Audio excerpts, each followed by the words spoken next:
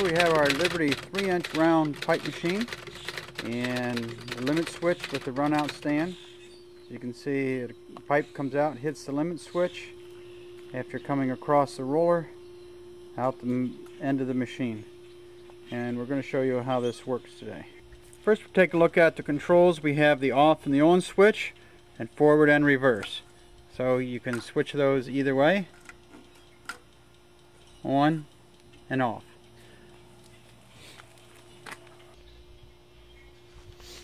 This is the entrance end of our machine. This is a very important part of it because of these flanges at the side.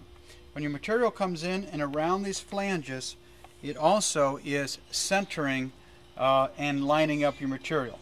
And so it's very important you get it in on these side guides because that straightens it out. And on the bottom we have a urethane drive roller here. There's you power it to feed the material into the machine just like this, and that's how you power it. Back on this side we have an emergency stop button for when you start the material in, and a jog button where you can jog the material in. And so we're going to enter some material into the machine, and I'm going to take the covers off so that you can see how to do it.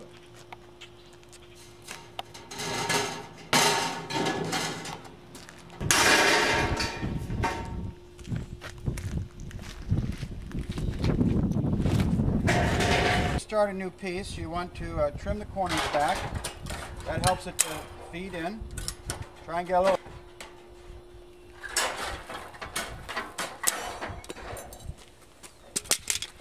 Then you take it and you make sure it's the flanges, it's inside those flanges. Feed it right around. Oh. Feed it right around, and then you have your hand crank to begin to crank this through. The urethane, notice how the urethane is feeding that in. Feed the material in by hand.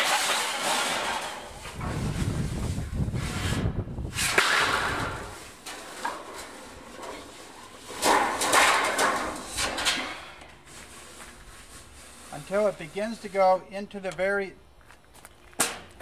the guts of the machine. Once you get it into the center, on tougher materials you may have to guide it right in on the first piece. You keep feeding it in until you've hit the first blue urethane, and then hit the jog button. Material grabs, remove the handle. Now it is on a ratchet, so if there is a problem, it shouldn't harm anyone. But take the ratchet handle off, store it in its position there. From there you can jog it through the machine. You can see it coming through the lock former right here, and then these rollers begin to push it in gradually, and you'll see it will jog it through there.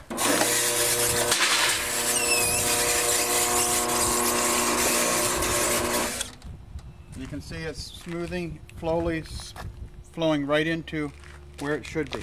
Once we've jogged it through, you can then turn it right on your forward switch.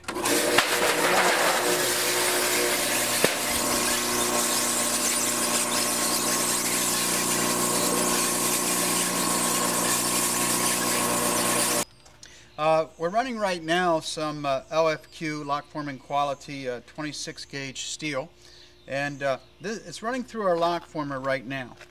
Basically, one thing to look for in centering your material is to make sure that you are getting exactly about a 1/4 of an inch bend on each side of these lips. If that is correct, it will then go through these guide rollers till eventually it comes to what we call our top hat roller, because it looks like a top hat. This brings the material close together and then begins to bend it in our lock. Once you start your coil, of course, you'll want to cut that off.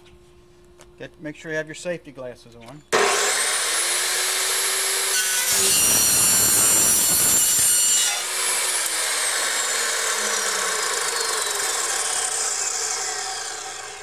You're now ready to turn it on and let it run out to your run out switch.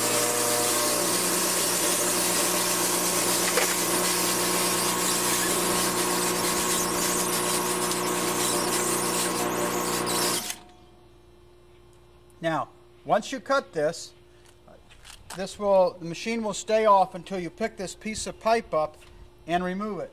That will disengage then the limit switch, and it will automatically run out and stop at your next piece. That's why it's a semi-automated with this limit switch. Now, we're going to leave the switch on because we're going to cut it and then lift the piece off of the table. If you don't want it to start up again, you need to make sure that you turn this to off before cutting your last piece. So now we're going to cut this.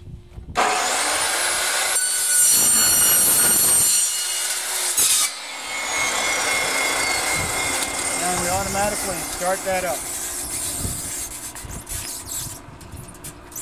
The next rollers begin to lay it over. We have the 2 layover rollers. These rollers not only power it again, but they flatten that down. We have our dimpler then, which also powers it. And then our final layout roller right here, which squashes it down onto the final layout. And so we're powered here on the top by 4 rollers. And then also we have power all the way down through the machine. And so we have a lot of drive on this. And to drive your material through. Again, this is running 26 gauge LFQ material. It runs aluminum, it'll run copper.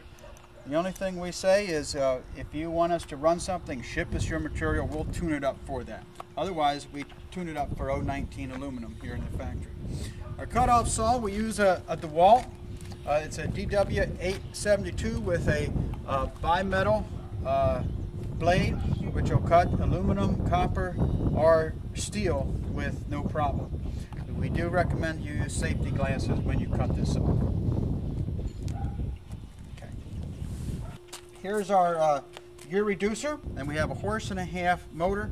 We can run it 220, 50 cycle, 60 cycle, or 110. This machine is set up for 110, which is our most popular setup and what our normal setup is. We also include in all of our US machines an outlet for 110 to plug the saw in. Our overseas models do not come with a DeWalt saw, but we will put a blade with that if you would like. Okay. In our control panel, you can see our wiring and our switching.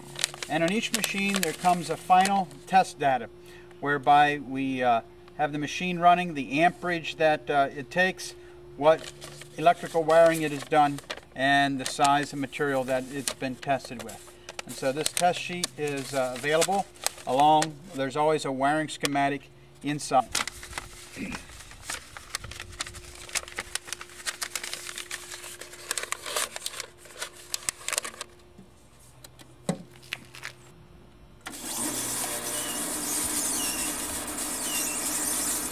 see the material smoothly running out. We're going to set our stand right here. This should just hold this just right on here, so we're going to set that.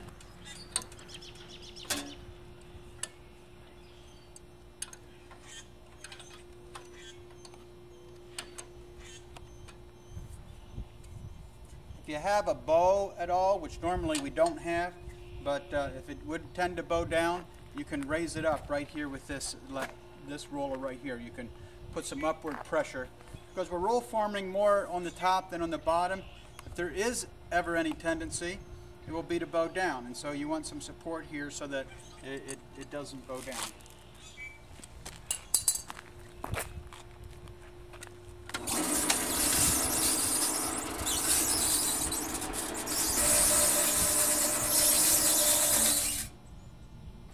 This is the limit switch that you use to set it. It does travel about 1 inch after the limit switch, so if you want 10 foot long, you set it about 1 inch shy to allow for that travel on that. So you set it at 9 foot 11, you can hit it at 10 inch, and it'll stop within 1/8 or 1/4 of an inch.